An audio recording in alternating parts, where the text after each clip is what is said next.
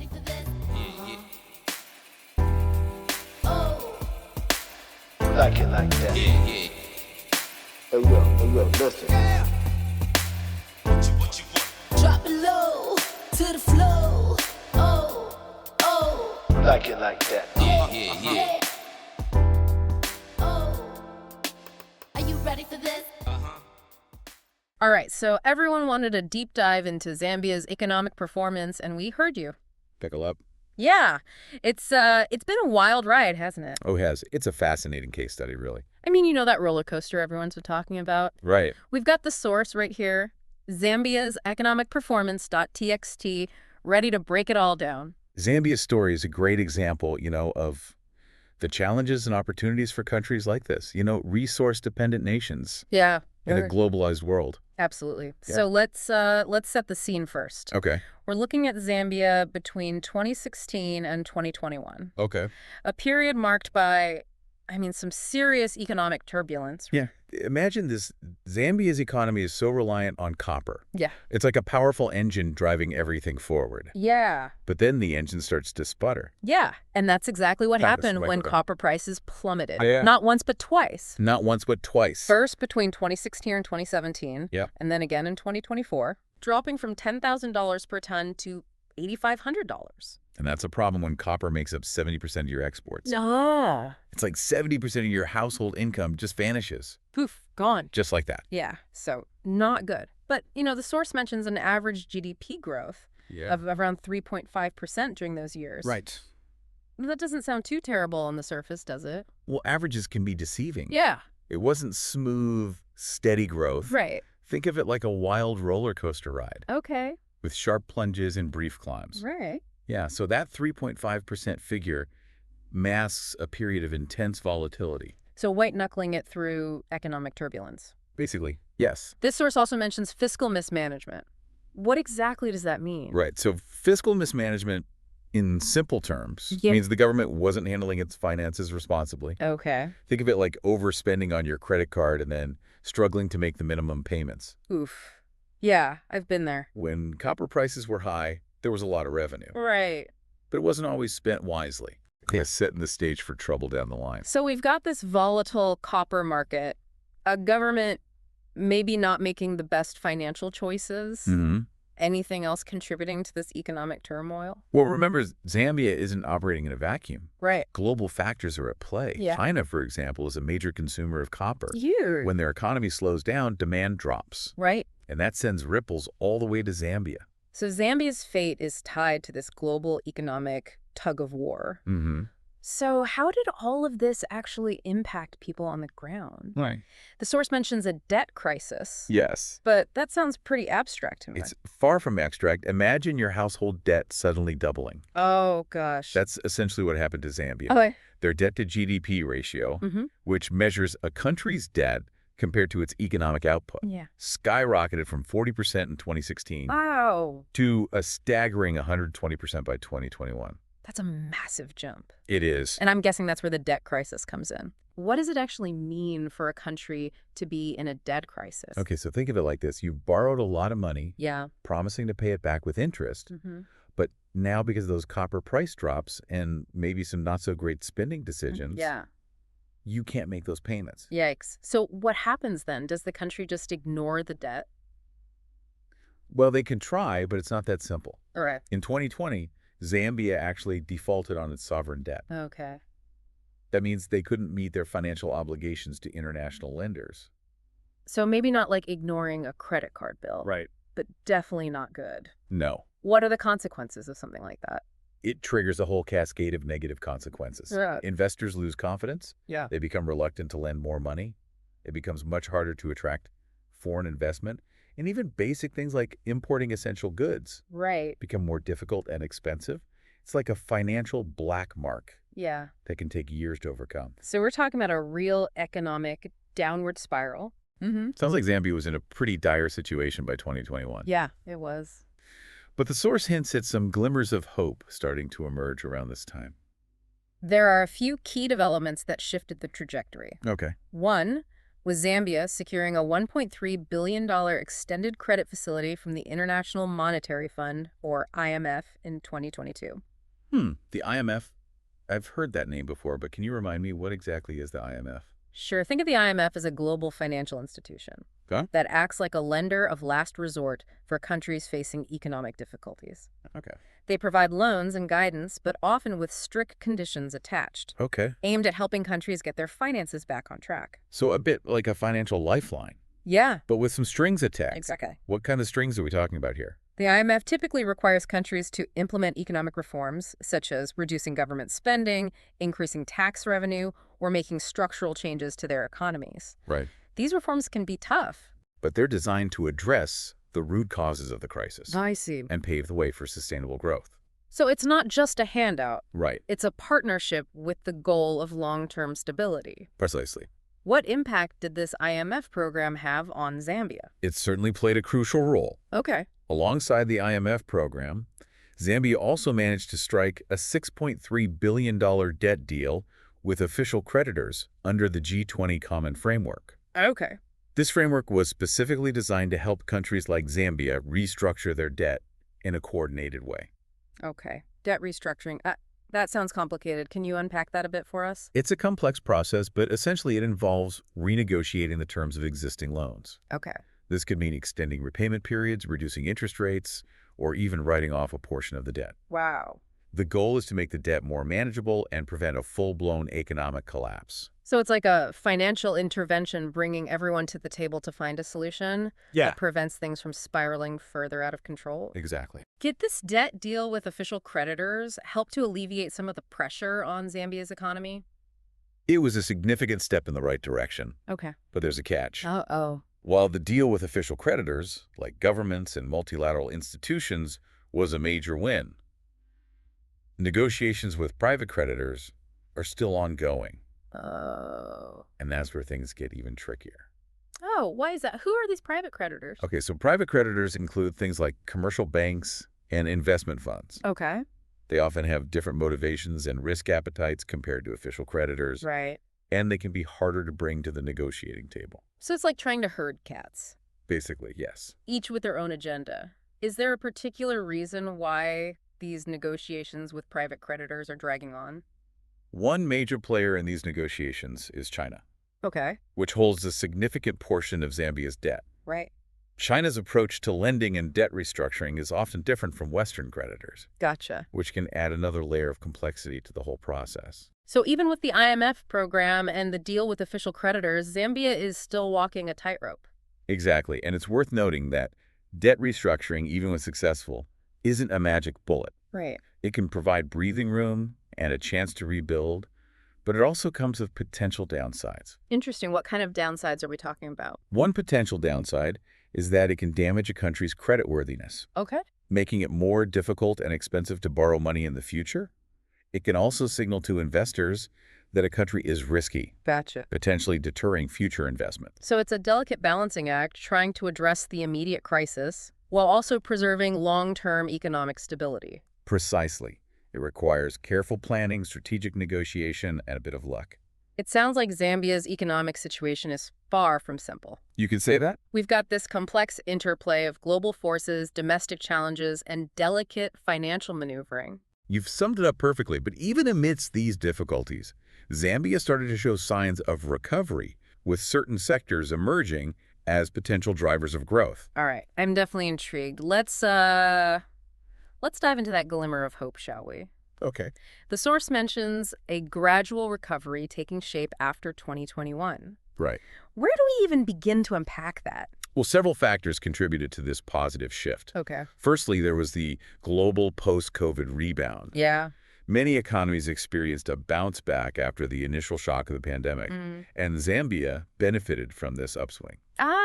So a little global tailwind Maybe they helped have it. things along. Yeah. But it sounds like Zambia wasn't just passively riding this wave. Yeah. There were internal factors at play too, right? Exactly. Remember those efforts to diversify Zambia's economy beyond copper? Yeah. We started to see some of those initiatives gain traction. Okay. Both the mining sector, with higher copper prices, and the agriculture sector Okay. contributed to this growth spurt. It's like they were planting seeds during the storm, and now those seeds are starting to sprout. Yeah. Speaking of those higher copper prices, Right. they seem to be a double-edged sword. Yeah. On one hand, they fuel the debt crisis, but on the other, they contribute to this recovery. Right. How do we make sense of that? It's a classic resource curse dilemma. Okay. Zambia is still heavily reliant on copper. So when prices rise, it provides a much-needed boost to government revenue and export earnings. Okay. This helps to fuel economic growth in the short term. But that reliance also makes them vulnerable to those price plunges we talked about earlier, right? Precisely. It's like being on a financial seesaw. Okay. When copper prices go up, Zambia gets a lift. Right. But when they fall, Yeah. the whole economy teeters. Ooh. That's why diversification is so crucial. Right. It's about creating a more stable and resilient economic foundation Yeah. that's not solely dependent on the whims of the global copper market. So spreading the risk, so to speak. Exactly. The source also highlights a significant growth figure, Yeah, 4.7% in 2022. that's right. That sounds impressive. It is. But I'm always curious about what those numbers actually translate to on the ground. Does that mean life is noticeably better for the average Zambian? That's the million-dollar question. Right. Economic growth is important, Mm-hmm. but it's not the whole story. Okay. The true measure of progress is how it impacts people's lives. Exactly. What does this growth actually look like Yeah. in terms of jobs opportunities and overall well-being? It's still early to say definitively, but there are some encouraging signs. Okay. The growth in the mining and agriculture sectors is likely leading to job creation, Yeah. especially in rural areas. Right. And increased government revenue, thanks in part to those higher copper prices, Mm-hmm. could potentially translate to more investment in infrastructure, education, and healthcare. So there's potential for a positive ripple effect. Yeah. But it's not a guaranteed outcome. Right. It sounds like we need to look beyond the headline numbers and delve deeper into the specifics of how this growth is distributed Yeah. and who it's benefiting. Absolutely. Economic growth without equitable distribution can lead to widening inequality, Of course. which can be destabilizing in the long run. Yeah. It's essential to ensure that the benefits of growth reach all segments of society, Right. not just a select few. Okay, so we've got this gradual recovery fueled by a global rebound, higher copper prices, and some early successes in diversification. But we also have those ongoing debt negotiations looming in the background. Yes. How are those playing out? Right. The source mentions that negotiations with private creditors, particularly those in China, are still a sticking point. Yes. That's a crucial piece of the puzzle. Okay. While the debt deal with official creditors provided some much-needed breathing room, Right. the lack of resolution with private creditors, especially China, continues to cast a shadow over Zambia's economic outlook. Why is China such a key player in these negotiations? Okay. What makes their approach different from, say, Western creditors? China has become a major lender to African countries in recent years, Okay. often funding large-scale infrastructure projects. Yeah. Their lending practices and debt restructuring approaches sometimes differ from those of traditional Western lenders, Right. which can complicate negotiations. So we're talking about different terms, different expectations, and potentially different priorities. Yeah, it's a complex geopolitical and financial dance, to say the least. It sounds like navigating these negotiations requires a delicate balancing act, It does. trying to appease various stakeholders with sometimes conflicting interests. Right. I imagine this uncertainty surrounding the debt negotiations creates a level of anxiety for both policymakers and everyday Zambians. Yeah. How do you see this playing out? What are the potential scenarios? There are several possible outcomes. The most optimistic scenario is that Zambia successfully negotiates a debt restructuring deal with private creditors, Okay. clearing a major hurdle on their path to recovery. Gotcha. This would likely involve extending repayment terms, Mm. potentially reducing interest rates, Right. and providing more breathing room for the government to focus on economic growth and development. That sounds like the ideal outcome. It does.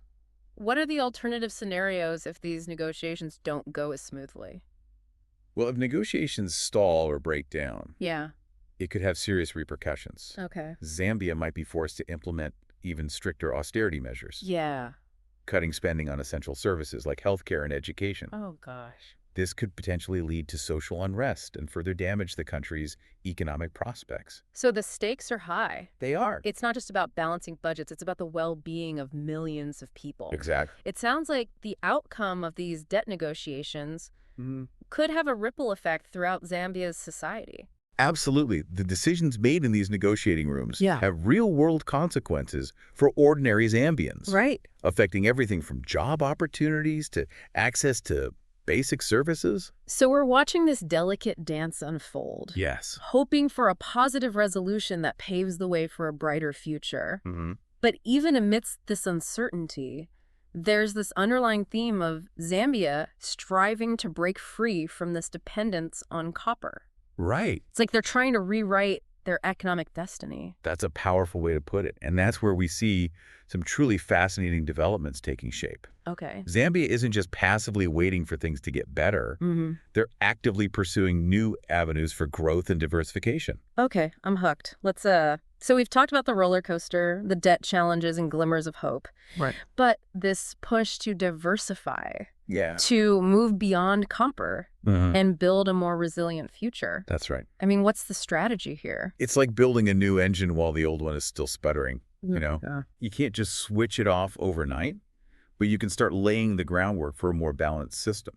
So what are the key components of this new engine? Right. What sectors are showing promise?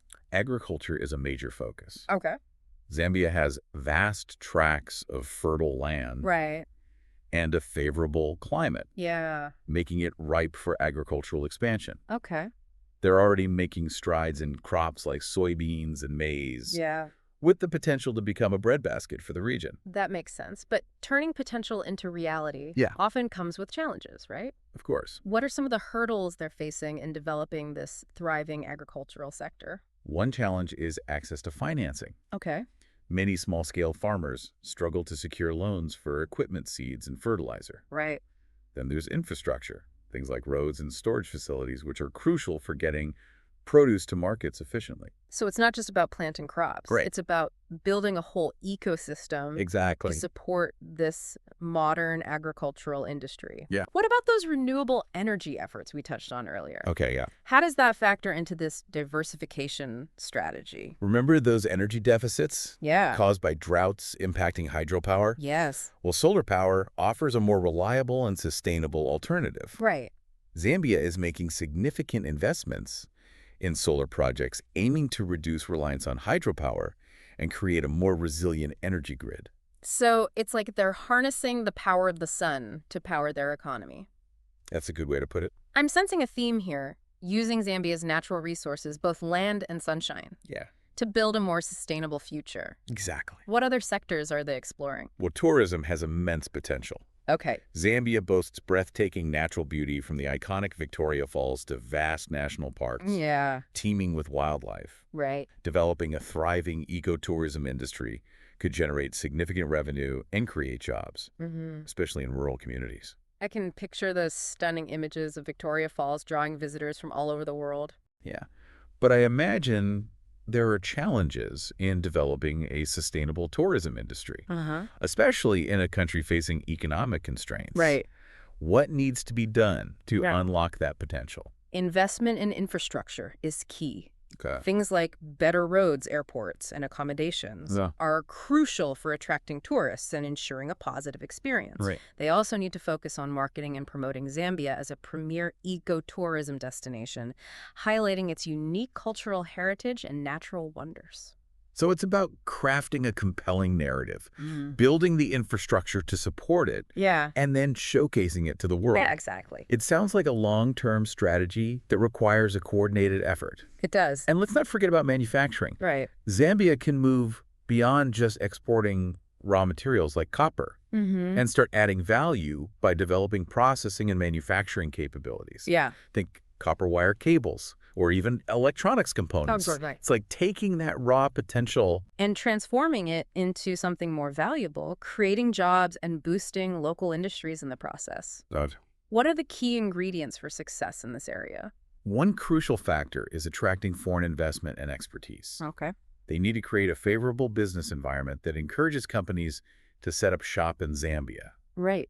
This means things like streamlined regulations, a skilled workforce, and reliable infrastructure. So it's about creating an ecosystem that's conducive to growth and innovation. Yeah. But even with all these promising sectors and strategies, there are still those persistent challenges we discussed earlier. Yes. Things like poverty and energy deficits. Right. How do those factors impact Zambia's ability to diversify and build a more resilient economy? Those challenges are like heavyweights holding Zambia back. Yeah. Poverty limits opportunities and access to education and healthcare. Right. An unreliable energy supply makes it difficult for businesses to operate and for industries to grow.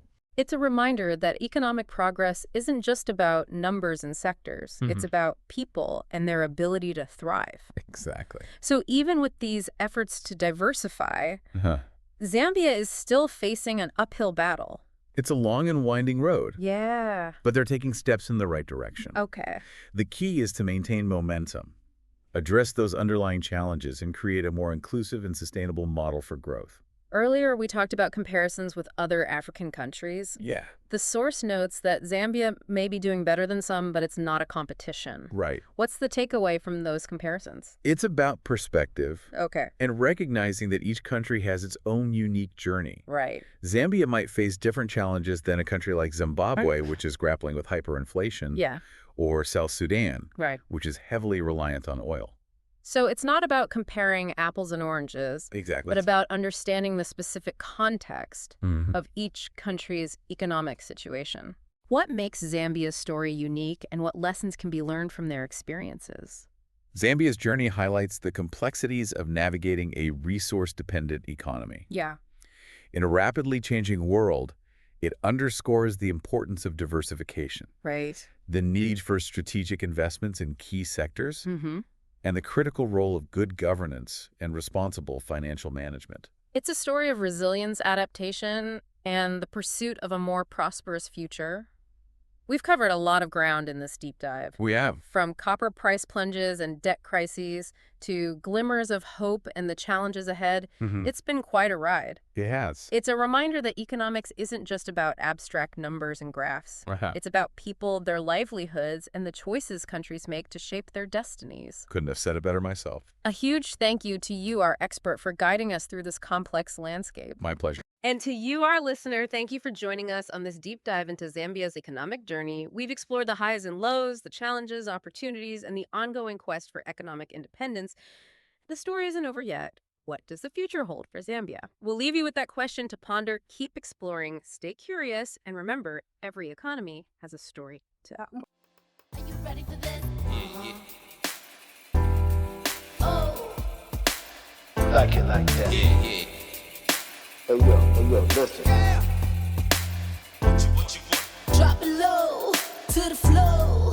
Oh, Like it like that. yeah.